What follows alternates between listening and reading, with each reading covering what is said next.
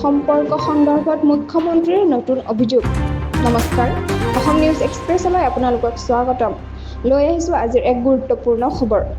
অসমৰ ৰাজনৈতিক পৰিসৰত পুনৰ উত্তেজনা। মুখ্যমন্ত্ৰী ডক্টৰ হিমন্ত বিশ্ব শৰ্মাই কংগ্ৰেছ সাংসদ গৌৰৱ গগৈৰ ওপৰত উত্থাপন কৰিছে নতুন অভিযোগ।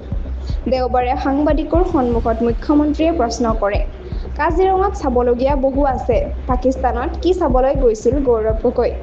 সদায়ৰ দৰে কটাক্ষৰ ভংগীত মুখ্যমন্ত্ৰীয়ে কৈছে, গৌৰৱ গগৈয়ে পাকিস্তানত 15 দিন কিবা প্ৰশিক্ষণ লৈছিল বুলি সন্দেহ।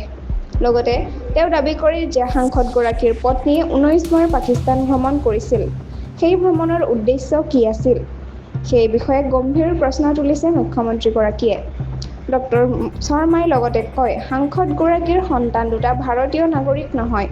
এই কথাও পুনৰ উচ্চাৰণ কৰে। তেওঁ কয়, কংগ্ৰেছ আৰু পাকিস্তান একেই। এই মন্তব্যৰ পিছত মুখ্যমন্ত্ৰীয়ে কৈছে, এই বিষয়ে তেওঁ কংগ্ৰেছ সভাপতি মল্লিকাৰ্জুন খৰ্গেক লগত ধৰি সকলো তথ্য দিব।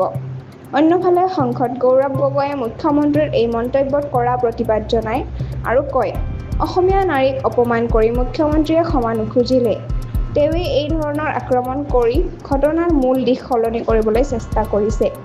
ইপিনে মুখ্যমন্ত্ৰীৰ নিৰ্দেশত গঠন হোৱা বিশেষ অনুসন্ধান দল ইতিমধ্যে দিল্লী আৰু আহমেদাবাদলৈ গৈ তদন্ত চলাইছে। জেৰা হৈছে ব্ৰিটিছ দূতাবাসৰ 2জন কৰ্মচাৰীসহ কেইবাজনো ব্যক্তিক। মুখ্যমন্ত্ৰীয়ে ঘোষণা কৰিছে যে অহা 10 ছেপ্টেম্বৰত সাংসদ গগৈ আৰু তেওঁৰ পত্নী পাকিস্তান সম্পৰ্কৰ সন্দৰ্ভত লাভ কৰা সকলো তথ্য জনসাধাৰণৰ আগত উন্মোচন কৰা হ'ব। এনেধৰণৰ খবৰ পাবলৈ অসম নিউজ এক্সপ্ৰেছ চেনেলটো ছাবস্ক্ৰাইব কৰক। চেনেলটো লাইক, কমেণ্ট, শ্বেয়াৰ কৰিবলৈ নাপাহৰিব। লগতে কাষতে থকা বেল আইকনটো দবাবলৈ নাপাহৰিব। ধন্যবাদ।